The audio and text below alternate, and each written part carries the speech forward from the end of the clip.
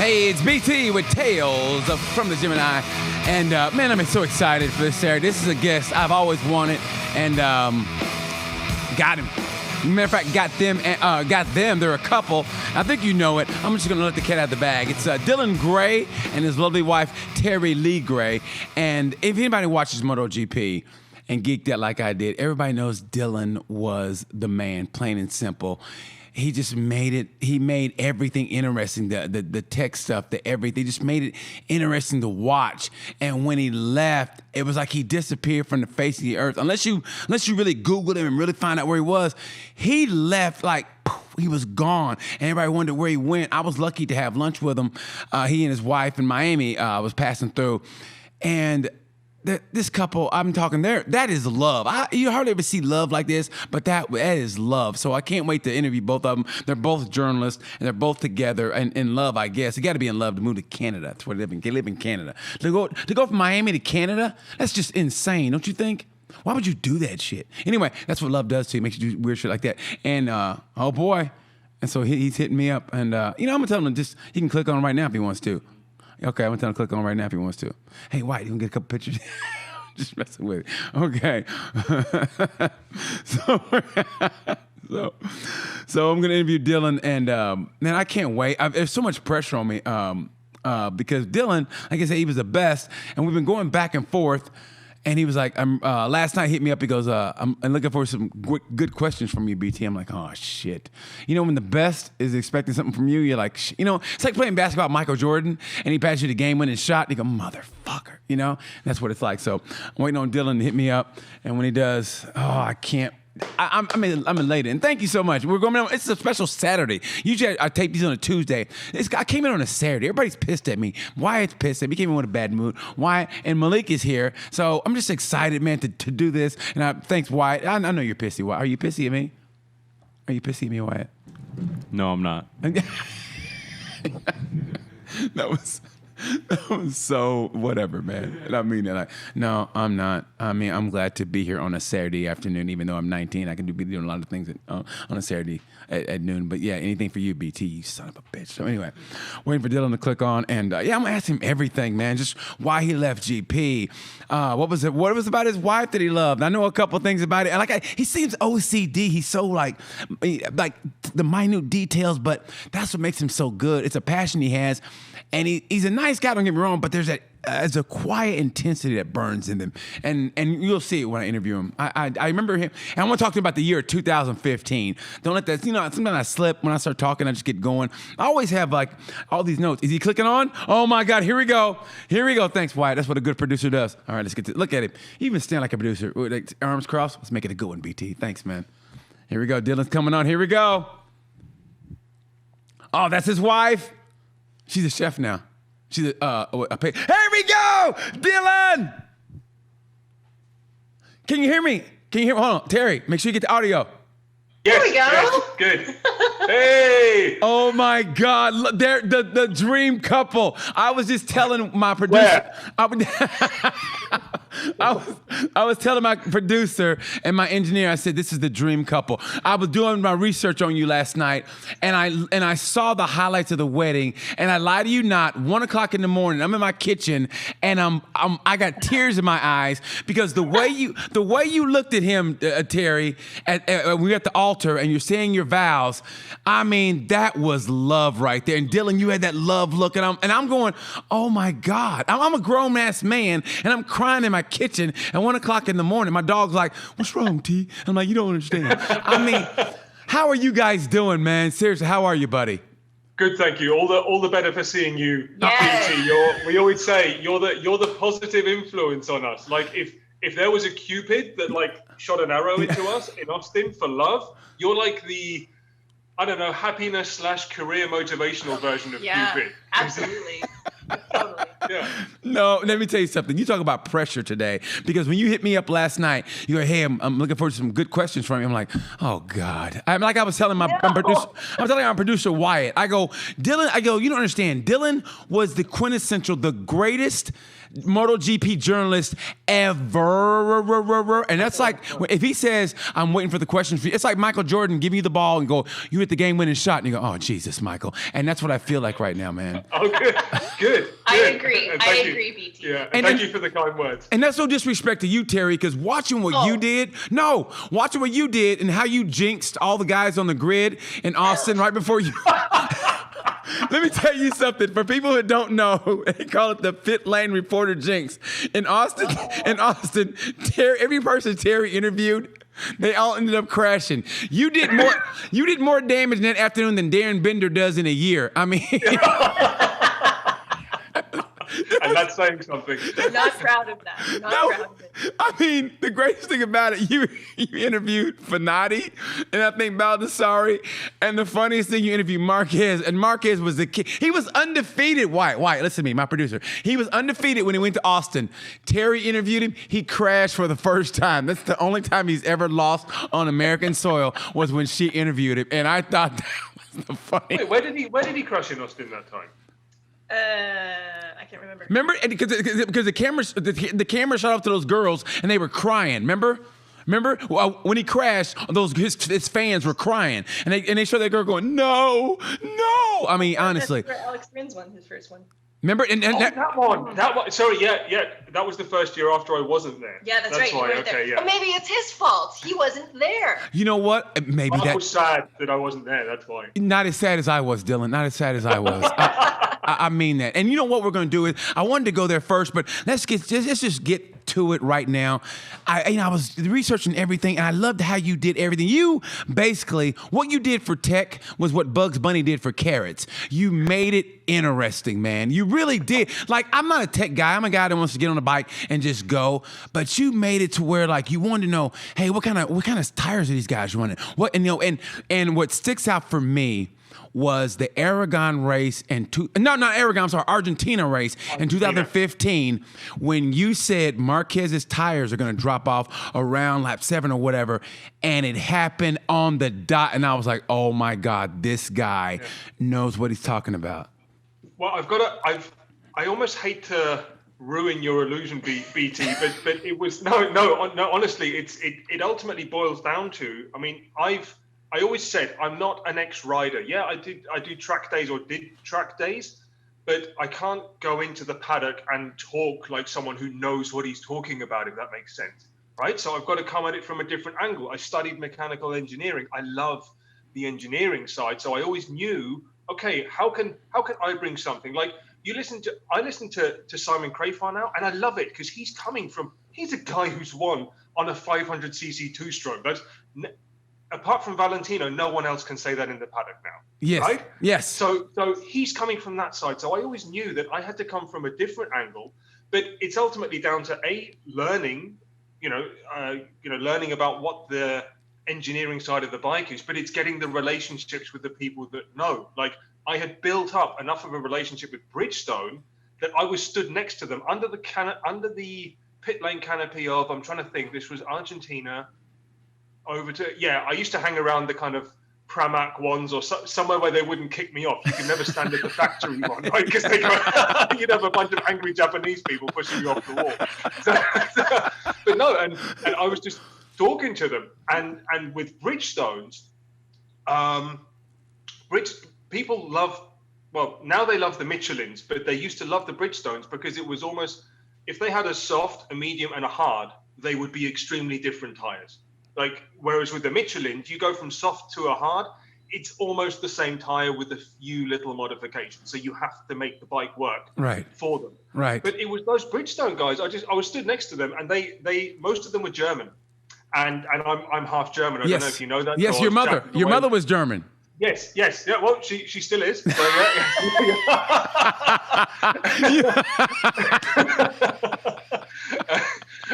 she's very German, actually. Yeah. And she loves you. Does she really? She's saying, "Oh, who's this funny man? I love his comments. Are you serious? Yeah. Oh my God! You honestly, I was gonna get to that. I know you're getting your story, and we'll go back. But I was just thinking maybe that's the reason why you're such a hard worker. Because I mean, it's that German culture. I know your dad's English and she's German, but it's something about the Germans. They're all about that business, man. And she's the one that got you into motorcycle and got you into GP. And I think that's why that you're such a great catch for Terry, because you know how to treat women, and it comes from that German heritage. Full circle. Full circle. I think, is that the reason? I mean, that's what I'm thinking. Is that the reason why? She, yes. Yeah. Do you want me to quickly finish the? Oh, I'm sorry. Yeah, go back with that. Yes. BT, because I know I'm treating this as you're interviewing us, but we're kind of interviewing you at the same time, right? But this is key to BT's podcast. Tales of a Gemini goes over here and then it goes over there. Yes. BT, I'm a Gemini as well, so I understand. It's you go everywhere. When's your birthday? 21st of June. I'm on the cusp of Gemini and Cancer, but I was just born in the morning, so my mum always says I'm Gemini. That's why we get along so well, brother. Exactly. Yes. Oh, because finish the story. I'm sorry. Finish the story. Okay. No, just very quickly, it was ultimately down to relationships. And those Bridgestone guys, they're normally told, any tire person isn't really meant to give away too much. But they showed me all the lap times they had, because Marquez had put on race distance on the soft and Rossi had put on race distance on the hard during the free practices. Right. So they knew, because Marquez, if you remember, he absolutely bolted. Yes. He had probably a 6-7 second lead. It was 7 at one time, I think. I think it was 7. Right. So, and that wasn't just him showing off. He knew his tire was going to go. So he was going, I need to get here so that they don't catch me before the finish line. Yes. Rossi's team said, okay, don't panic. We think our tire is going to be the fastest across the whole race. And that's why Bridgestone knew their tire essentially was going to hit a cliff. And I think it was 20 laps from. It was 5 before the end. Yes. If you remember, he was there and he dropped. Like, ultimately, Marquez dropped quicker than the team thought, because during free practice, as much as they push, it's not exactly the race, right? Yes. So yes, it dropped that little bit faster, and then you take a Rossi he's raced enough and he's done enough catch-ups. He's not nervous. If he sees him there at 7 seconds, but he knows, yes, no, I'm going to get him. He's not burning up his tire because he needs to save it for the end. So that's why. That's all they told me. I told you. That's all it was. but it was also Rossi's maturity. It's that race maturity. That's where I think age sometimes can triumph youth, in that he's got that, okay, Marquez is going to take off. Okay, I'm just going to race my race and get him eventually. And it was like a boxer just working that jab. It was like a Floyd Mayweather fight. He let him go out. He just established his jab, didn't do too much in the first round, second round, and then he just started pow. And then he passed Dovey, and Dovey was like, I can't catch up with him. And he just get boom. And then the greatest, and this is what I think got us closer, because you've always been nice to me, but this is what got us closer, because I remember now the crash, because remember when Rossi passed him, and Marquez was really in it by then. So when Rossi passed him, Marquez came back, and they bumped into each other, and it pissed Rossi off, because he looked back, and when he looked back, that's when he cut his nose off, and he crashed him. And I asked you and I go, hey man, do you think Rossi did that on purpose? And you went like, yeah, he knew what he was doing. And the greatest thing you said, you go, he knew what he was doing. Exactly. I mean, you said it with like a conviction, like he knew what he was doing. Yeah, it's, you know what? I think there's no malice intended there. Just to make sure, Oh yeah, definitely. Rossi didn't want him to actually crash, but there's like a certain bit of aggression, right? Where this is my space, I'm putting the bike there. Right. It's very easy to look at a slow replay and you see his bike moving over quickly and you think, oh, look, he did that so he could hit Marquez's front wheel with his rear wheel. Not at all. I mean, these guys, they race in close quarters, but they are going, like, I hate slow motion replays because it makes people think, oh, well, why didn't they do this? They are racing the fastest motorcycle at the fastest possible speed at the highest possible angle on that particular bit of asphalt. There's no, they're not going, oh, well, maybe I can do this now, right? Yes, it's like, it's happened. Right. So he's just gone, this is my space. Because had he not moved it over, Mark probably would have stabbed it up the inside, and then he might have been pushed wide. But he knew, I've got to get this over now and just get it there. It's they are those two in terms of close combat. They're like like in Top Gun. Those two would be the top dog fighters. Like for me, the fastest rider was always Lorenzo on the Yamaha, right? When Lorenzo when he got the start, if he got the start on the whole shot, it was over. Yeah, and it was kind of like, I mean, every race, and I called it for a while. I mean, it was a great run by him, but it was so boring because if he got the whole shot, I was like, it's done. And it was a parade. I mean, the only time I think that it was ever exciting was in the Czech Republic. For some reason, Danny Bedosha got some balls that race, and I think he punted Jorge out close to the pit lane toward the end. And I think he got that victory. I think he got that victory. He raced him hard, and that's the only time like you can go, okay, that was a good race. But other than that, if Jorge got the whole shot, it was done. It was, you know what? Jorge Lorenzo was the best rider to watch if you were at the track. Yes. Because if you and I remember that because in Assen, that's when, Brno, you said. Brno or Assen? You said Brno, right? Yeah, Brno, yes. Yeah, Brno. Brno, right? Because you know the last steps, you got two chicanes, and they call that horsepower hill. Well, that's when the Yamaha was like a scooter compared to the Honda. And Danny Pedrosa weighed nothing, right? So like Lorenzo would do everything, and then Danny would just go, adios, up the hill. But no, Lorenzo was. I mean, even Marquez said that. I got to interview them in 2014 when I did a few segments when it was on Fox in America, and Marquez said, he says, you sit behind Lorenzo. He looks like he's on an outlap. Like he literally looks like he's going for a Sunday drive because nothing moves. Like the bike doesn't shake. Nothing shakes.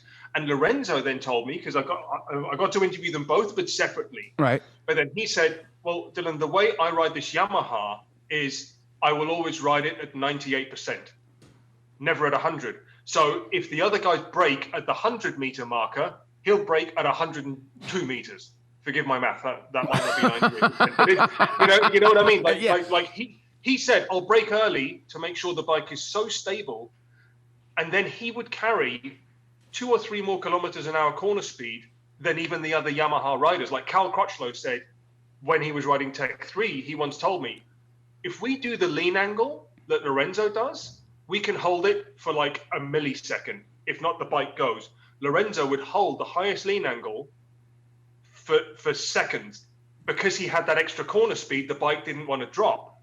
Wow. So he had better turning. Yeah.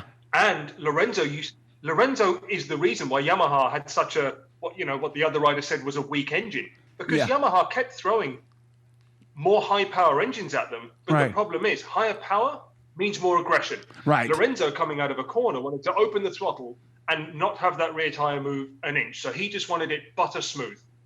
The second you added power, his rear started shaking and he slowed down. Wow. Right? It's absolutely fascinating because riders ultimately make the bikes because they say, I need this bike like this and I'll win a championship for you. See, and that's what I'm talking about. I'm looking at him, listening like, oh my God. And even I'm watching Terry going, this is why I love this man. I mean, BT, I think I might get lucky after this call. Well, I should hope so. That's your wife. I should hope. Yeah, hey, not on camera though. No, we won't be doing that. That's a different category in Pornhub, so we won't be doing that. Right, yeah. You're like very, very polite Canadian porn. There's got to be a hockey game going on in the background. Exactly. Yeah. But BT, this is what I get to listen to, and the stuff that I get to talk to him about during the races on Sundays, because obviously, with the time difference and everything, it's early mornings. Right. So we're just getting out of bed. We stay in bed. We watch the race in bed, eating and drinking coffee. And it's just a commentary from him that I'm privy to alone. And I'm going, I am the luckiest girl in the world. I was going to ask you that, Terry. Honestly, I'm like, when I found out you guys were dating, I mean, maybe it's just me, but I couldn't have been more happier for two people to be together, because in the paddock, separately, I was like, I mean, everybody's always been good. By the way, everybody's always been good to me in the MotoGP paddock. Everybody's always been tops. But man, even Iannone? You know what? We're not gonna go there. We're not gonna go there. We're not gonna go there. We're not gonna go there. I don't want him to put a hitting on me, because think about it. He's out of the game now, so there's no rules for him. He can come over here and like, oh, I'm dead. You know, like what happened? Iannone got him. So we're not gonna talk about that. But I just remember being so happy you guys were together. And Terry, your background being a pit lane reporter, I mean, it was a fun energy you always had. And I know riders are great, but they're gonna always give a woman just a little bit, it's always gonna be just a little bit different, you know what I mean? And your energy was good, and you had that bubbly, just great personality. And I always want to know, because you came from a soccer background, correct me if I'm wrong, right? When you were on beIN Sports. Right, now, was that your sport growing up, playing? Did you play soccer? No, absolutely not. No. Curling. You were a good curler? Yeah. She still is. I always say curling is what happens when a janitor and a bowler have a kid. That's what curling is. In Canada. Yeah, in Canada. That's what I say. I go, oh, I could see that. But good. Okay, so when you got switched over from beIN Sports, from soccer to motorsports, like, how was that? Were you intrigued? Were you like, I'll give this a shot? And did you immediately get bit by the bug, like, oh, I'm so glad I'm doing this now? I am. It didn't take me long to get hooked, but because I was so all I did was cover soccer. So for the first maybe year or so when beIN Sports launched back in 2012 and 2013, it was solely soccer. So I was dedicated to that. And then they started going, okay, we're going to, increase our portfolio, and we're going to start bringing in more international sports. And then they got the rights to World Superbike. And my boss was like, so you're going to do that now. And I said, what? Okay. I kind of did a little internal freak out, because I liked my little soccer bubble. I could focus on that. I could, really excel and do my thing. And then but I had no choice. I had to do it. But as I started learning more and started talking to people, we started, working with Dan Parisi, who is a former motorcycle producer. I don't know if you know him, BT, but like, just, start talking to people in the industry who were knowledgeable about it, and reading up all I could. And watching the races, hosting the races. I mean, I had fumbles from the beginning, because I didn't know what I was doing. I didn't know what I was seeing, and I was learning from absolutely ground zero. Right. But I never tried to be fake about it. I never tried to be someone or pretend to know something that I didn't know. I kind of approached it as, I'm new to this. I'm hoping our viewer is kind of new to it too, and we can all learn together. And I kind of just took that approach. And I think when you say, and when we got the rights to MotoGP, and I started going to the races, and I started, interviewing riders, and I was terrified at the beginning. And of course, I think as long as I was being true to myself and authentic, I never tried to be someone who is an expert, because that's his job, Yeah. Yeah, of course. But it's something you said. But I'm hoping that came across. But a great quote that you said was, you got to go outside of your comfort zone. And that's what you did. And I think it's what made you good at it. You know what I mean? I mean, it's like something Colin Cowherd said something. He goes, you got to do something that makes you a little bit uncomfortable, because it'll make you focus more. You know what I mean? Because in soccer, you knew that. And so you were in that. And I'm sure you were good at that. But if you had to go to something else you didn't know, like, I don't know this motorcycle racing, what is it? So it made, like you said, it made you study, made you find out, okay, I got to be good at this. I want to go on, and I want to garner their respect from a rider. I don't want to just be a pretty face, like, this is, fruitful report or whatever. So then that's what you did. And I think that's why they respected you. You know what I mean? Until that incident, in Austin, where you interviewed everybody and they all crashed. Other than that, I think they really respected. That was my last race, though. That was my last race. I'm guaranteeing, if I would have stayed on another year, if beIN had the rights for another year and I would have gone, they would have all said, not a chance. Especially Mark. They would look at you like, no, keep her off. No. If I would have been if I would have been on the grid and I would have had pole position, I go, okay, I can win this race. And I saw you coming, I go, no, get her off now. Get her off. I mean, you know what I mean? It's like I said, it's like when you're racing in Moto 3 and your pit board says, Bender 0.2, you go, no, please God, no. I've worked too hard for Darren this. upset you in some way? No, BT? you know what? I love Darren Bender, actually. I want to have him on. I love him. I think he's great for the sport. I mean, he's got that mane like you have. I mean, I love that guy. But, let's be honest here. Man, if he's behind you, like, oh, Jesus. Please. Just don't let it hurt. Just don't let it hurt. Yeah. He's the only guy I've ever seen when he crashed. Somebody crashed him, actually, and he was sliding, remember? And he flipped the guy off as he was sliding. Do you remember that? I don't know what race it was, but he was sliding going, and he went like this, and I go, that's talent right there. You know what I mean? Yeah. It's talent, but it's also a bit of karma. But you know what? The only person I know that crashed didn't you crash in 2014 in Valencia on a moped, Dylan? Moped? On a moped? No, I crashed the safety bike in Jerez in 2000. Did you crash a moped with Steve Day on the back in 2014 in Valencia? That's the story I heard. That's the story I heard. No, we almost did. You almost did? Yeah, because that was it, because that's when I first met Steve. We're at the Spanish CEV. Yes. That was it, it was kind of like his trial run, so to speak. Yes. Yeah, and I made him look good, of course. And of course you do, of course. Back then, Steve was carrying a few more pounds than he is now. I hope he hears this. I hope he hears. And that was before he was a dad. You just called him chubby. Oh yeah. Oh, I insulted his haircut live on air once, and he was very upset about that. What did he say? Oh, we were in Assen, and I was in pit lane, and I always used to pride myself on, even though I hated the term that I was the tyre man and the weatherman, it would be very important if spits of rain were coming. Right.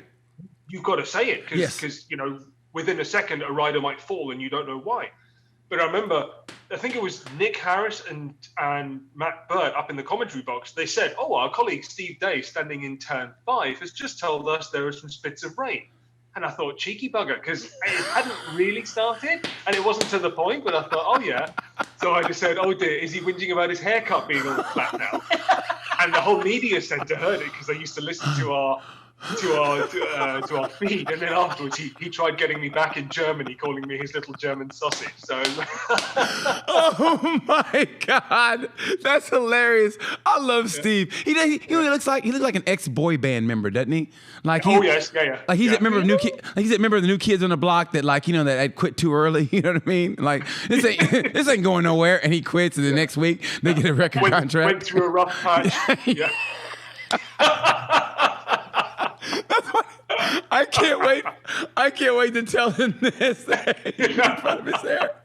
Okay, so let's go to Austin. And I want to say, is it 2017-16? I think, is it you, Terry, that interviewed him, right? Or did you interview him? Okay. Yes, I did. So that was my very first MotoGP race. Did you immediately feel the sparks when did it kick in? Like you get those butterflies, like, you know what, I kind of like this guy. And when did you, Dylan, go, well, of course, I mean, no offense, but when you look at her, you're like, okay, she's hot, that's given. But then, when did you find out, oh my God, there's more? Like during the interview, did you feel those sparks of chemistry?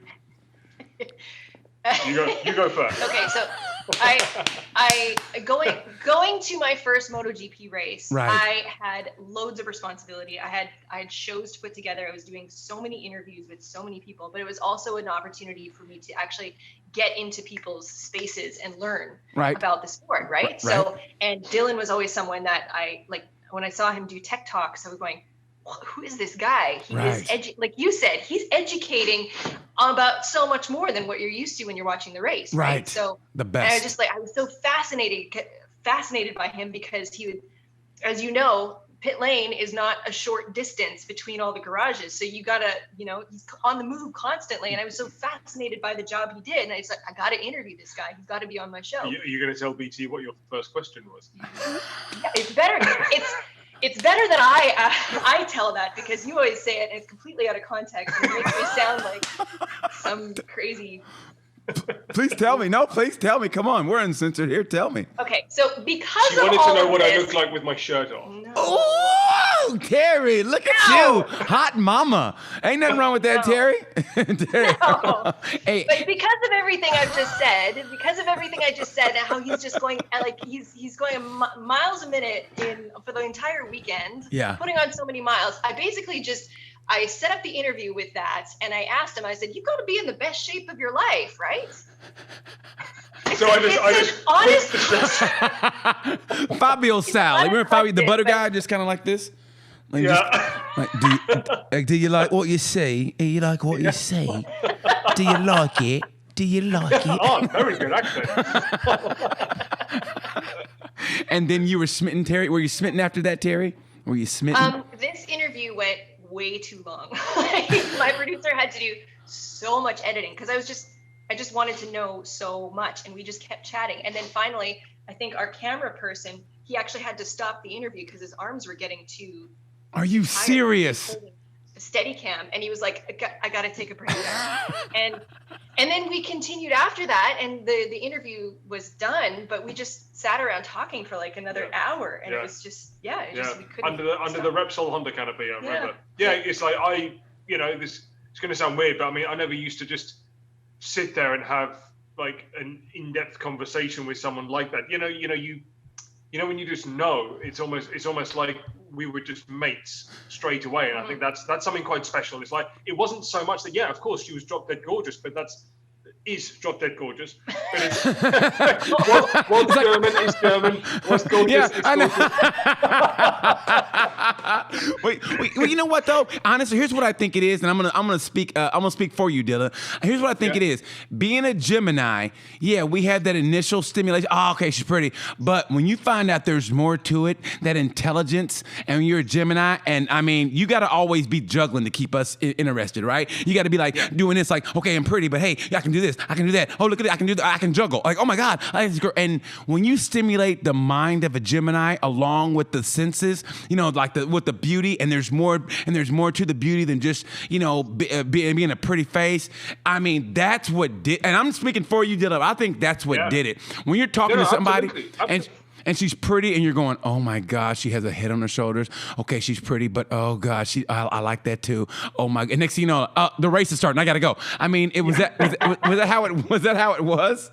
Yeah, pretty much. I think I've generally been a bit on the. I was always on the cautious side. I always say I was single, pretty much single until I met Terry, because for me it was always very black and white. It's like, do I like you? Yes, no, yes, no. I'd always decide very quickly. Right. Kind of thing. Or she would. But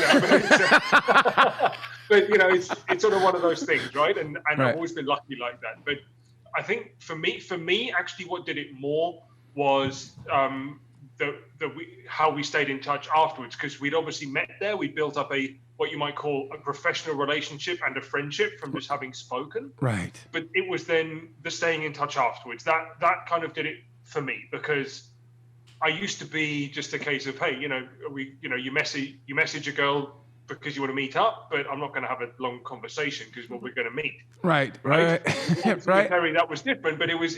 I was looking forward to our long chats, and the only other lady I'd spoken to for that long were my mum and my grandma.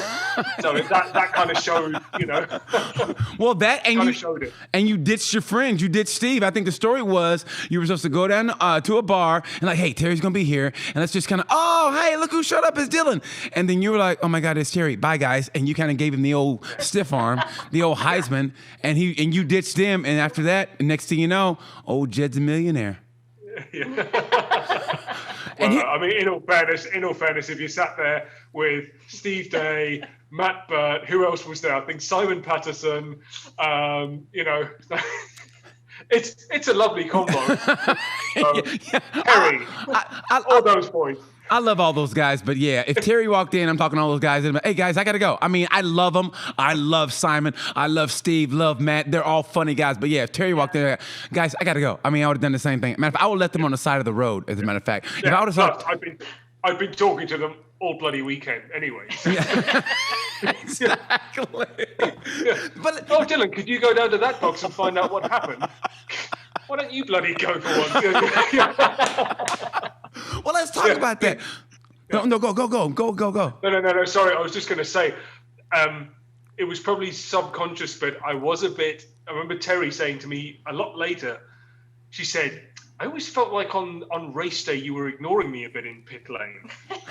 and I then had to fess up. It's because I woke up that morning with a really horrible pimple just on my upper lip. So I was like, every time she walked past, I was sort of trying to, hide it a bit. He's kind of like side-eye me. That's the only reason I ignored her. Isn't that great? You find that out later. And here's what you do from here on out, if ever. I always carry a thing of makeup with me just in case something like that happens. Yeah. Honestly, in my backpack, I always have a little thing. I can just a little blot it and no one can tell the difference. That's what you do. BT, just get a sexy tash like this and then you don't have to worry about it. Well, I never hit puberty. So right. as you can tell. So, okay, you guys fell in love. Now, this is the thing, and this is what this whole thing is about. Guys fall in love or whatever, and then all of a sudden, 2017, the big year, you leave MotoGP, and it's like, it was like, poof, you're gone. And everybody's like, where's Dylan? And I always felt bad for Simon. Simon does a great job now. He is, like you said, he's excellent now. Love what he does. But I felt so bad for him coming into what he came in. It's like being the guy that dates a girl after she dated Jesus. It's like, oh man. So what was your last boyfriend like? Oh, he was the man. I mean, and I felt bad for Simon coming into that because you left such a lasting impression. But was it hard leaving GP? I mean, did you feel remiss or how did you feel? Oh no! It was extremely difficult, but it's because within Dorna, the company that runs MotoGP, right? It was like a family. It's just a year and a half beforehand, my mum had gone through breast cancer. Fortunately, came out the other side, but they all treated me extremely well. My best friends to this day are from there. They're cameramen, they're producers, they're the people who I speak to, who I'm sending WhatsApps to. Every couple of days, they're the ones who gave me what was my life in Barcelona, which for me is still one of the best ever parts of my life. But I didn't leave. I mean, like lots of people think I left, because of money or because of all this sort of stuff. And, obviously there were always little factors, right? You always have to think of many different things. But, ultimately it was just, I'd hit a glass ceiling. I just wanted to know, are we going to go anywhere? Are we going to be making a bigger show out of this? Or are you essentially happy with the product that's there? Because, if you say I've reached a bit of a top, right? If you're the official pit lane reporter for MotoGP, I can't really see in the motorcycle racing world where you can go from there. Because I don't want to be a commentator. I can't sit in front of a screen. I just can't. I can't be an office person. I can't do that. So for me, it was a case of, I'd spoken to them and I didn't just leave abruptly. I've been in conversations with them since Austria that year. So it was like a good 5-month period talking about it, like what could we do? And obviously they tried to help me out from I don't know what you would call it, just to keep me happy in one way. But it was really more down to the job, where's this going to go? And I look at what Simon does now and I love it because of what I said, because, my first ever track day video, I bought Simon's Moto Voodoo, right? So like I knew him before I was in GP. Right. And I love the guy. Like I've met with him a couple of times. We've had beers. We spoke about the job, about other stuff. He is the nicest guy. Yes. And I'm so happy he was after me because he's not a second me. He's different. Yes. And he's got a massive heart. Like he gets more emotional about riders winning their first race than I ever did, and I love it. Yes, I love it. But but ultimately his role is very much what I used to do, and I think you just get to a point where you say, okay, I'm here. I could probably do this until I retire. It's nice, but when you're ambitious, when you're in your mid-30s, and say I want to keep growing. So that's then when I said, you know what, it was probably one of the toughest ever choices that I made, but I said, I'm going to do it. But Terry gave me that backup because I knew, okay, we also wanted to be together, but there was always the option of Terry coming out to Barcelona had MotoGP said, okay, Dylan, we're going to start a more dedicated channel. We're going to do a studio show. We're going to do whatnot. And I might've said, hey, that sounds like a great jump. Right. let's do it. Yeah. Terry, I think, was all ready to go. Okay, well then I'll come over.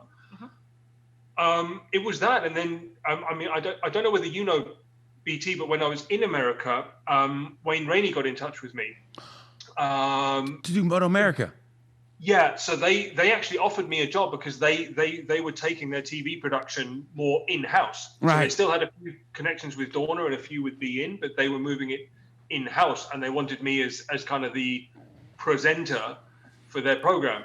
But unfortunately, I mean, I don't have any criminal records, no nothing. But as far as we know. Should I say the U.S. immigration system at the time said no thanks, America first, which I have to respect. That's what was voted for at the time. That's what the policy was. But I didn't get the visa, and that, unfortunately, I was informed of that as I was in Atlanta waiting to present the first show. Oh man. So that's then when it was like they made an announcement. I'd done like months worth of research, phoning the riders, phoning the teams, getting everything ready, working on the planning for the production.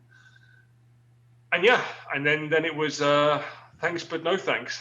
So that people would ask me, they said, yeah, but Dylan, Moto America isn't GP. But I kept having to say, yeah, but it would have been a jump in my what would you call it, job title, should we say? It would have been more of a studio kind of show, not studio, but it would have been me leading a show. But it would have been a different experience as well, right? A completely different experience on the other side of the pond. But anyway, it wasn't to be. And that's why when we met in Miami for lunch, I just remember you going, so what's going on? I can't really talk about it. I can't even get on a computer here. And I remember you saying, I was like, so what's going on? Nothing. What are you going for lunch? And I was like, oh, okay. I just remember that you couldn't really get into it. And I was like, and I just remember being so sad because, I mean, you leaving, like I said, man, it was like Ronaldo leaving Man United. It was like, people are just devastated, like, oh, don't leave. And then and in this day and age of social media and everything, for you to just disappear, like, where's Dylan Gray? And I knew the story about you trying to get in Moto America and with the work visa, and then it was like, where's Dylan? And it's like, and man, that hurt because it was like, oh man, everybody loved you, watching you when you did the tires, and I thought one of the funniest things ever was when you did the laps on the bike, because you would be commentating while you're riding, but you're out of breath. You're like, the best to me was when in Qatar, you're like, okay, I'm going down the first straightaway. Okay, I'm downshifting. Okay, I'm going in second gear. Okay. And I mean, it was funny, but it was informative. And I remember, I loved that. I just remember watching it, laughing, going, this guy is fucking awesome. I mean, the way you did that, because you put people like myself, normal people, like you said, when you watch it, you don't realize how fast they're going till you there in person. But when you did it, you made it go, yes, no wonder they feel that way. The out of breathness, and how you describe arm pump, how people on the sofa, they don't know what that is. Like, you can't ride through that. And unless you've been on a track and you tried to brake really hard, lap after lap, and you realize, oh my God, I can't do this, then you understand. And you made us feel that, Dylan. You made us go, okay, this must be a fraction of what those guys go through. So when you left, it was fucking devastating, and then now I see you guys and I'm so happy for you guys, but now you're in Canada, but both of you guys are out of the TV industry. Dylan, it's weird. It's like you left and now you grew your hair out. You're like Canadian Jesus. I'm like, who is this dude? You look great as always. And Terry, now you have a new thing with desserts. Your desserts look great, by the way. I mean, you're doing, no, seriously. I mean, they are literally like restaurant quality, Food Network quality, but it's like you guys walked away at the top of your game, and it's like we all want to know why. And how about you, Terry, on your end? We heard Dylan's story. Well, on your end. Well, much like Dylan, you're always looking for that next opportunity, and always where you can take your career. In television, it can be a rather tricky business. It's very volatile, and you can be out of a job at the drop of a hat, and you don't really have that control over your destiny as you would in other careers. And I'm very thankful that I had so many years in the broadcast industry. I mean, I had a really young start, and I just kept growing, and kept dedicated to the craft and learning new things. And I think the fact that I put in 7 years at BN was really great. I mean, it's not a common thing for any journalist to be with any one network for a long time, especially in this day and age. Yes, definitely. So, yeah. And I think that, there was some changes going on at the network, and, Dylan being, we'd gotten married, and Dylan being in the US, but without a visa, it was kind of like, okay, we need to make a change where we can both be working to the best of our abilities and, right. and going after that I was next getting fat and lazy on the sofa. She was like, don't take your shirt off. Just keep your shirt on. Yeah. Are you like, we lived above a Domino's pizza. Oh, those are great days. I had to eat so many Tums. That's So fucking nice. awesome. So, okay, so you guys decided to move back to Canada. Well, it was hard reset. Yeah. It was. Actually, you say it, sweetie. And Sorry. well, actually, we have you to thank for the push, though, to come back to Canada. Because, I mean, it always made sense because Canada made sense. We could both work here, right? Right. And, I mean, it's a wonderful country as well. Duh. And, Duh. Duh. Exactly. Greatest country in the world. I will not apologize for that comment. Well, let's not get ahead of ourselves. I mean, I'll go Spain, Norway, Spain, exactly. Spain, I'm with you. Spain's the greatest country. Yeah. Okay. But anyway, I'm sorry. But Canada's good though. Great SERP. Great hockey players. We wouldn't know, BT. We've been working. Yeah. So you moved to Canada, and it's like, but Dylan, now you're doing construction. I mean, why didn't you try to get back into, and you as well, Terry? Why didn't you try to get back into TV or whatever? Well, I always had a passion for being in the kitchen and baking and creating desserts and everything like that. And it was something that I was always like, I wanted to also do in TV. Like I had an interest of kind of going in that direction as well, going, food television. Right. But I'm always somebody who I need to do, like with bikes, like with soccer, I need to do my research. I need to have this base knowledge before I feel comfortable going into a situation where I can talk confidently about it. So on television. Yeah. So I had done some research years earlier on, maybe taking some culinary classes at some colleges in Miami. That never, came to fruition. But, right. In talking to Dylan about it, he suddenly said, why don't we just take the plunge? Why don't you go for this, like, Le Cordon Bleu is in Ottawa, in Ontario, Canada. Right. Like, why don't we do it? We'll move there, you go to school, and we'll see what happens. See if it's something that you want to pursue. Like, how supportive and wonderful is he? That's what I'm saying. Honestly, I'm looking. I was just thinking about the free desserts, to be honest. He was thinking ahead. Like, you know what? She could feed me. She can, no matter how bad it gets, she's going to feed me. Even if she gets mad at me, she's still going to feed me. Domino's might be gone, but entremets and petit fours. Oh.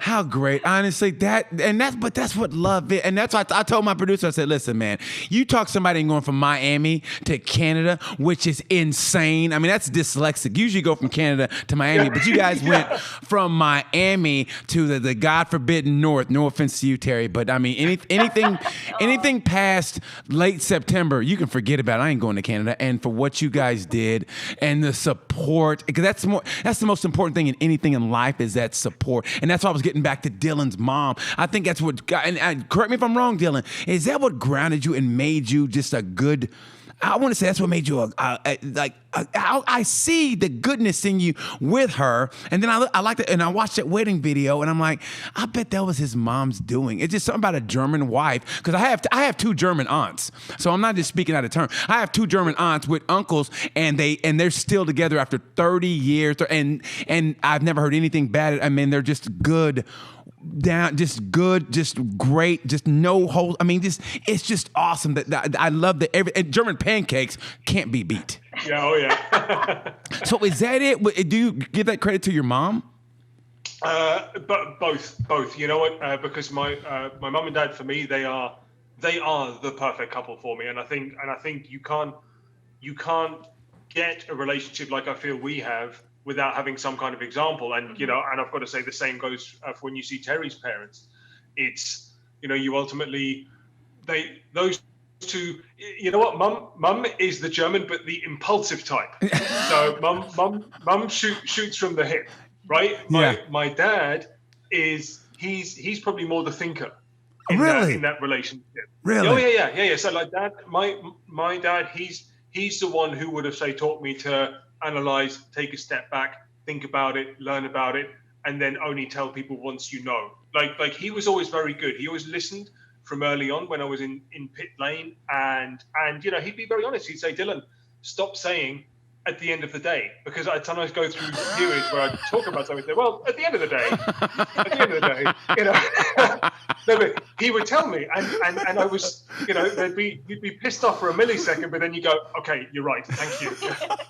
Whereas maybe mum's the other way around, because before I got into GP, I was a little bit lost.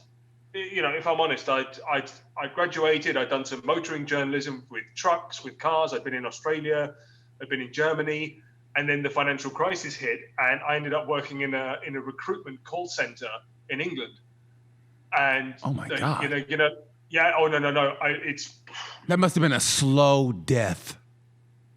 It basically was. Like, my mate who got me the job, who's a lovely, lovely person, and for some reason loves that job. Yeah. He used to say, Dylan, I'm on suicide watch with you because you're always miserable. But then my mum, she's the one who she went onto MotoGP.com, and you know, there's always this button up there that says contact us. Right. And she sent an email. She says, hello. You know, my name's Ingeborg Gray. My son is, she said I was 25. I was 26 at the time. She said, my son is 25 years old. He's got a master's in mechanical engineering. He speaks English and German and is doing a Spanish course, and he loves motorcycles and motorcycle racing. Do you have any job opportunities for him? From a loving mum. She said that, and then they nicely enough, they wrote back and said, well, you know, you just please get your son to send his CV to this email. And that's not what got me the job, but that's what gave me this massive kick up the backside to go, she believes I should be doing something different. And then I went on to send my CV to every bike championship, every bike team, from BSB to GP to motor to, back then it was still AMA, AMA road racing, everywhere. And the two people that bit were the Crescent BSB team and MotoGP. But MotoGP didn't have anything at the time. They interviewed me, but said, we're just going to keep you in our back pocket for if something comes up. Right. But I ended up doing the PR for the Suzuki BSB team for John Hopkins. Yeah, the Crescent team, the one he lost at the very end to, who did he lose to? 0.006 seconds to Tommy Hill. Oh, but you know, honestly, I watched that race and I felt that. I mean, I was in tears because I remember he had to win. They did like, didn't they do two races, right? They did two, and all he had to do was win one. His sensor broke. Okay, yeah. He had a sensor break, and he had to jump off the bike in the back straight at Brands Hatch, which is very far through the forest. Right. And the bike was a complete write-off. And yeah, so he had to finish. He just had to finish in front of Tommy. That's all he had to do. I remember that because I mean, you love Shane Byrne, Shaky, right? Yes, I know. Yes. Like he is ultimately, he's Mr. BSB, and especially Mr. Brands Hatch. Like no one can beat him around Brands Hatch. So like as a team, we weren't even thinking, oh, we're going to beat Shaky. No, we just had to beat Tommy. And the heartbreaking thing was not really so much for Hopkins, but his crew chief, Les Pearson. He was crew chief of Vandermark for the last couple of years. Right. And Les was before that had Tommy as a rider, and Tommy had lost out to he was with Chris Walker. So Les had lost the championship before that by a similar margin. Oh. So it was like, oh my God. No, like he's who almost everyone felt. I mean, everyone felt bad for Hopkins, of course, but it was Les who I think got more sympathy. Oh, that was a bit of a tough weekend.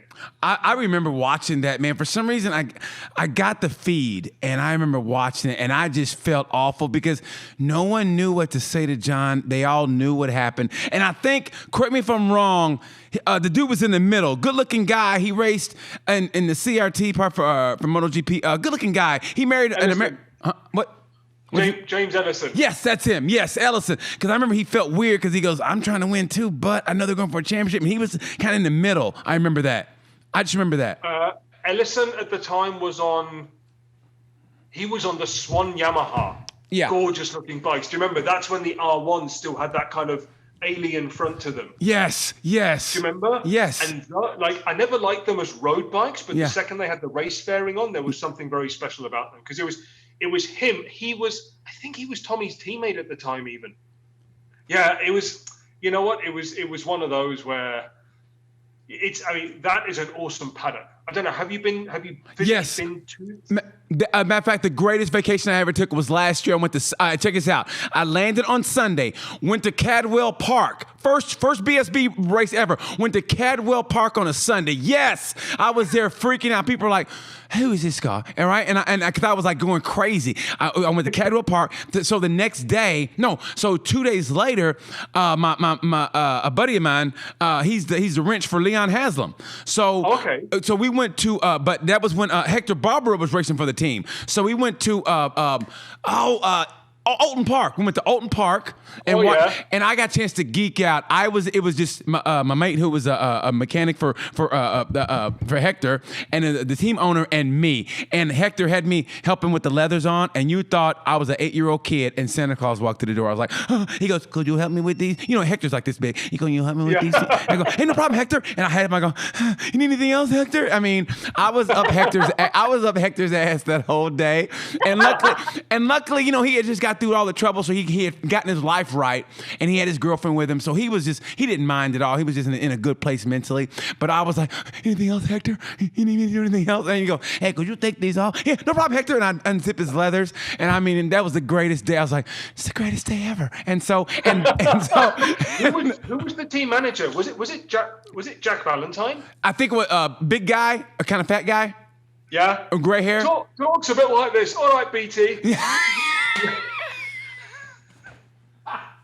Yes. Well, so BT, Jack was the team manager when I was there. He was the team manager for Crescent. And because now that you say it, I remember Jack tweeting about having Hector on his team. That's why See? just refresh my memory. Oh my God! See, we were in the same circles, Dylan. You see that? Yeah. You see that? And then, check it out. The next day, I did a track day at Donington Park, and I got to ride on the back with Ron Haslam. What? I mean, amazing. The greatest vacation ever. And then I went to Silverstone and watched GP. So that was the greatest vacation ever. It really was. I got a chance to do a track day at Donington Park, and knowing that GP was there, and being the Gemini personality I am, when I put those leathers on, I thought I was Black Marquez, and I went into the corners. And I mean, you couldn't have told me shit that weekend. I mean, I was leaning the bike. I was like, I'm doing it, man. And then I got the real picture. I was like, I was nowhere near putting the knee down. But you could have told me shit. Was it dry? Was it dry? Yeah, it was dry. It was a great day. Oh, good, yeah, it was dry. Good.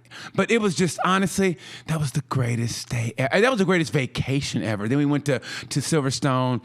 Watched the race. And that was when Renz clipped Marquez at the end. Remember that?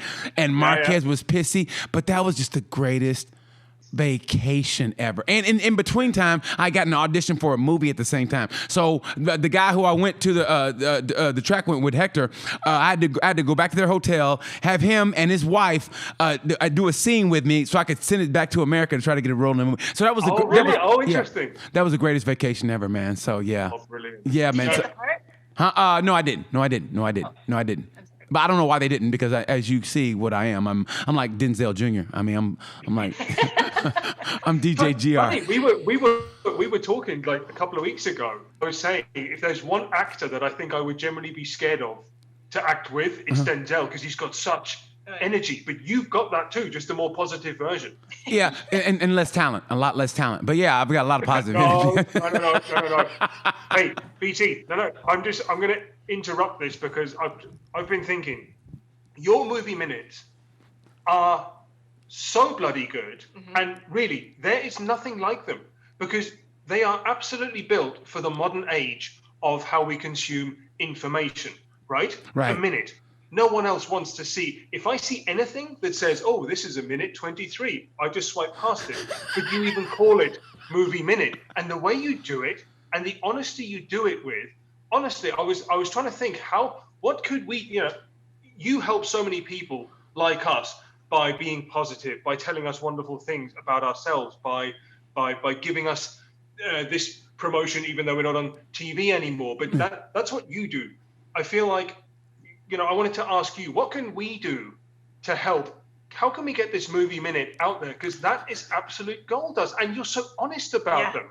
I love the one you did, because you talk about issues that are current issues, where you go, I saw this film with a bunch of friends, and he said they wouldn't be friends. It's an Asian guy, a white girl, a black guy, and yes, because you said that it looked like a Benetton advert. I think it was. Yes. Yeah, that was the movie where they were driving down a road. They were going someplace. I think they were in college together. I'm like, no, they weren't. And all of a sudden, somebody just started picking them off, right? I mean, it was a good premise, but it made no sense. Like, they had to get a flat exactly at that spot, and they never explained why the guy he was obviously military, or maybe he was getting ready to storm the Capitol. He was practicing, but still, I don't know why he was. I don't know why he was up in the trees, and they never explained that, and it just got stupid. So, and what I hate doing is I hate trashing a movie, because I know how hard it is to try to make a movie. I did a 14-minute independent movie on my own, wrote it, produced, directed, acted in it, and I loved it. But no movie festival has accepted it yet. And I mean, but I'm happy with it. But I know how hard it is. So to trash it is hard for me, because I know how hard it is. But man, sometimes you go, you know what? They must have ran out of money, or they all just said, you know what? We don't give a fuck. Let's just finish it now. You know what I mean? So it's hard for me to trash it, but I just got to be honest with people like, hey, don't spend your time on this. But you trash things in a nice BT way. Yeah. That's the whole point. You're not mean about, like, I don't like doing that. I mean, there are some times in the paddock where I wish I could have said a few more things, or hey, this, or actually asked a rider a little bit more. Hey, I don't think that was a mechanical issue. I wish you would have. But I'm like you, because I also, not that I've ridden at their speed, but I know how easy it is. You lose concentration for 2 seconds, you miss your brake marker by a meter, you're not making that corner. Yes. But sorry, back to your movie minute. How can we make those go viral? No. How can we make those go viral and then have someone like, what is it? Is it E apostrophe? That's like a movie thing, is it? E apostrophe. That's what E. What is it? E. They just call it E, right? Is it? I don't know. I mean, whatever. Like an entertainment, like a Hollywood show, right? Yeah. Like, that's what we need to get you on. Whatever you guys do, if you share it with your friends or whatever and get it out, hey, man, that's all I could ask for, because you guys, if you can do that, that'd be great, and get it around. I mean, honestly, I just do it for fun. So, yeah, if you do that, and who knows, maybe somebody sees it and go, hey, this guy, you never know. I'm glad you enjoy it, and I want to get it out more. And, yeah, I do like to get followers and everything, but as long as you enjoy it, and I try to do it, like you said, in the BT way, where it's for the most part positive, you know what I mean? So yeah. So I know, I'm sorry. I know this is your interview, BT. I just want to share. I love it. No, because I feel this is very important, because when I said I got in touch with MotoGP and all these teams, and only GP and BSB got back to me. Do you know why MotoGP actually responded to me? Because I sent my CV to their HR people. I sent my CV to their communications people. Yeah. Nothing. I read a book, and it was called How to Get the Job You Really Want. And the underlying issue is your CV needs to land on the boss's desk, and that boss needs to read it. So I tried, and I formulated, I made the brief message, I made the CV so obvious that after the first 3 lines, this guy would be interested.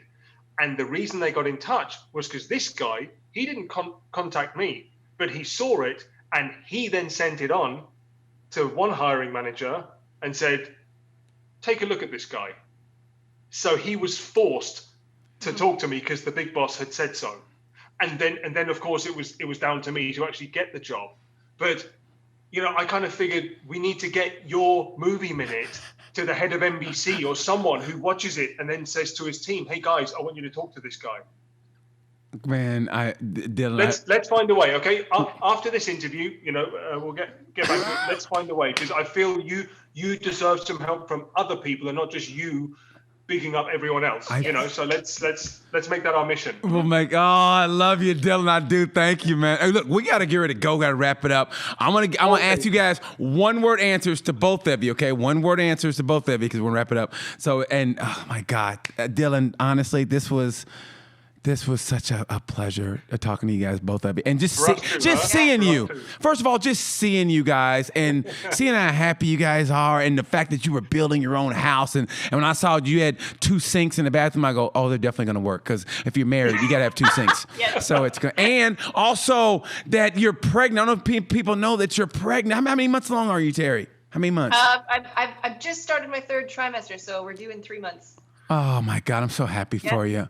I mean it from the bottom of my heart. That kid's gonna be in the greatest hands ever. Gonna have the greatest grandparents. Are you getting German and Canadian? Are you serious? German, Canadian pancakes? That's gonna be incredible. This kid's gonna be spoiled. I mean it from the bottom of my heart. He can speak German, Spanish, and play hockey, and ride a MotoGP bike. Exactly. Yeah. and be a curler. He's gonna do it all. Yeah, most importantly, yes. Okay, so let's go. One-word answers. Okay, Dylan. Sorry. Yeah. No, it's for you. The best rider interview you've ever had, MotoGP. The best rider interview you've ever had, MotoGP. Who was the rider?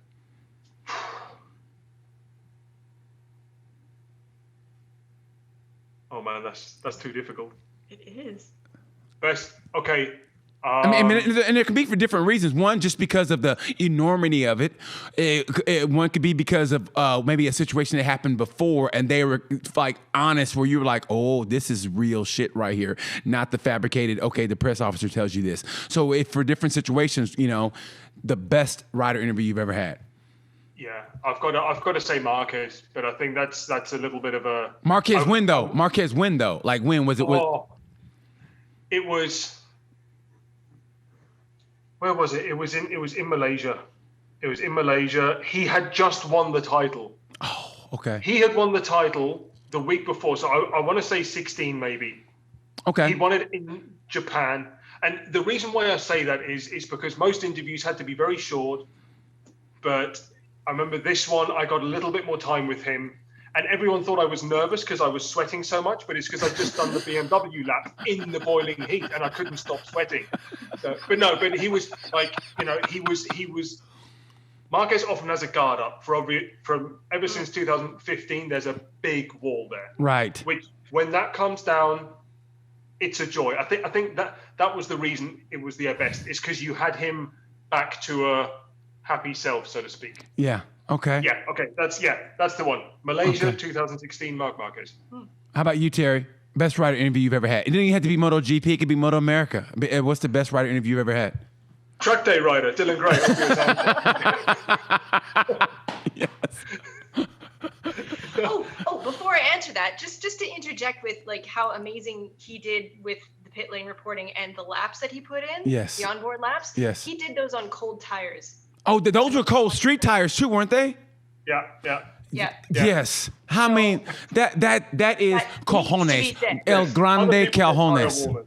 You're incredible, Dylan. Incredible. That's why she married you. That's why she married you.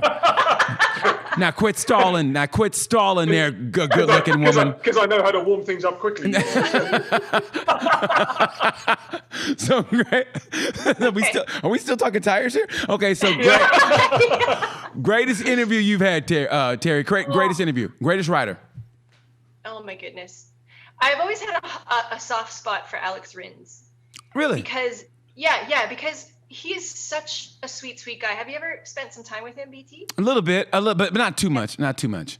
That whole team is amazing, is incredible. Like they're such a family, and because they allowed me to spend so much time with them, and they gave me so much access to their team in 2017, my first race, my first job there. Right. I've always had a little bit of a soft spot for him. And, in subsequent races going to Austin and seeing them, they were always like, oh, hey, like it was like he recognized me and had a little chat, and it was nice. And then I got to see his first win in Austin in 2017 or 2018. See, Yes. you're not bad luck for every rider. 2019. Yeah, Sorry. yeah. He was actually you were Renz's good luck charm actually. Good luck, So exactly. yeah, you were the Yeah, only one. right. You were the only good luck charm for a rider. But that was when he defeated the Beast, because honestly at that time, I mean nobody saw him catching Rossi and beating Rossi in a duel. Exactly. And that's what he did. So That's exactly what he did. And I was like, you're supposed to remain very neutral when you're a journalist in pit lane. But I was just inside. I was like, you guys get it. Great for you. I loved it. Great I loved for it. you. So anyway, his Now millions of people hate you. Okay. Okay. How about this? He's probably up there. He's up there. How about the most for you, Terry, still you, the most underrated rider that you've ever seen? Underrated. Let's say, for instance, like you knew the rider was talented, but for some reason he didn't get that factory right, or you knew that the bike was shit, but you knew they were better than what their results were. Most underrated rider. Oh goodness, that's a terrible question to ask me. She can be quite direct sometimes. I do apologize, BT. Sorry. I'd like to say it's the pregnancy, but it's not. Blame it on the baby. Oh my goodness, I need time with this one. I need time with this. Okay. I think we'll go with Dylan. Dylan, Yeah. most underrated rider. Underrated. He's not as such underrated, but Danny Pedrosa would be multiple MotoGP world champion if we had raced on the tyres Michelin originally brought to the first test. Really? Yep. They were nice and sharp and pointy at the front. And we couldn't report this at the time, but all the other riders on the first Michelin tyres that they ever tried, and this was still whilst Bridgestone was in their last season, right, and Michelin were allowed 4 or 5 tests throughout the year. We covered them, but we weren't allowed to report on them, just so we had the video footage. People lost the front, and Danny Pedrosa was the fastest because it was a slim tire. Which, if you've got a narrow tire, flipping the bike from side to side is easier, right? Because you're like pivoting over a smaller patch. Right. Whereas you look at the Michelins now, they're like Bridgestones. They're like big U-shaped cups, so you can brake as hard as you want, and you're not going to lose the front. But if you want to move it from side to side, it takes more effort. Now, Danny, as you've seen, he is a very small guy. He's a 6th grader. So he's got the body of a 6th grader on a MotoGP bike. No, it's just the truth. Yeah, he honestly does. But he is an amazing rider. But that's the problem. MotoGP is a tire democracy. If 18 riders call for a tire that doesn't overheat as much, that has a flatter profile at the front, that's what you get. But Michelin's first tire was perfect for Danny, and had they just kept that, he probably would have cleaned up a good couple of world championships. Honestly, because BT, but that was my fascination, or is my fascination with the sport. I always used to hate it when fans say, "Oh, he's having a good day. Oh, he's having a bad day." There's always a technological reason why someone is doing either exceptionally well or exceptionally badly. Right? It's because the machine does count so much. It really does. Wow. See, that's what I love about when I first started doing the GP review just for shits and giggles, it was like, this guy, now that I know, I almost feel bad because there's stuff we don't know. The more I know about GP, the more I go, man, I really shouldn't have said that because we don't know what they're going through. But I will say this about Danny Pedrosa, and I really got to wrap it up, but I just remember to say about Danny Pedrosa. I remember I drink once in a blue moon, and for some reason on a GP weekend, I was at a comedy club, and I don't know why, but I had one drink. I had a mojito. So, and I got buzzed, and I was watching warm up, and I fell asleep. When I woke up, Casey Stoner's rolling through the gravel trap and at the Sasha ring. And so when I sobered up and watched the race, that was when Danny Pedrosa wore Casey's ass out, and I've never seen it. I mean, he had the fastest lap of the race on the last lap, and and you could see in Casey's head, like, I can't beat this dude. I mean, it was the most incredible thing I've ever seen. Maybe it was the mojito talking, but it was the most incredible thing I've ever seen. And I feel the same way about you, Dylan. Danny Pedrosa, barring injuries and and I didn't know about the tires, but yeah, I think the most underrated. And he wasn't underrated, but I think the most underrated. He should have been a multi-champion, a multi-world champion. So, but listen, I've got to wrap it up, D. We are going way over, but my God, you guys, and I mean it from the bottom of my heart. This was my exclusive. This was my big one. To getting you guys and to come here on a Saturday, it was worth it. I love you guys from the bottom of my heart. You guys are my heart. You've always been great to me in the paddock, outside of the paddock, and it's a genuine love. And I just can't wait to see you guys again. And I mean it from the bottom of my heart. We love you too. Yeah, exactly. And really make sure when all this horrible COVID is over, you've got a place here, okay? And it's going to be the three of us, okay? As long as it's before September. No, come BT, afterwards I'm going to send you a picture of our garden. You'll love it. It's beautiful and snowy at the moment. You never know. If it's in summertime, I might just take the bike up there, man. I mean, I like to travel, It's not that far for you. Because if you think Indianapolis, you just go around the bottom of the lake, right? No, wait. No. Wait, it's far. Wait. Like how far? Like 12 hours, 13, 14? We'll look it up, but that sounds about right. Yeah. Do like a couple of days easy riding or one long day. Man, you know what, guys? I just might in the summertime. If it's in July in the summer, because that's when GP's off. You know what I mean? Yeah. I can't miss the GP weekend. I just might do that, man, and come up and hang out with you guys. I mean it. We'd love it. Or come up here when it is a GP race weekend, and you and I can do a live commentary. Oh my God, that would be an exclusive pay-per-view. That's pay-per-view. Finally, you can switch off that annoying Steve Day. Yes, you guys, and I mean it from the bottom of my heart. We got to go. Okay. Thank you guys so much. You're the best. God bless you guys, and I mean it from the bottom of my heart, my man. Thank you. Thank you so much, BT. Y'all have a great night. Thank you, guys. Okay, bye. And like I say around this time, thanks for watching Tales of the Gemini. And like I say around this time, peace.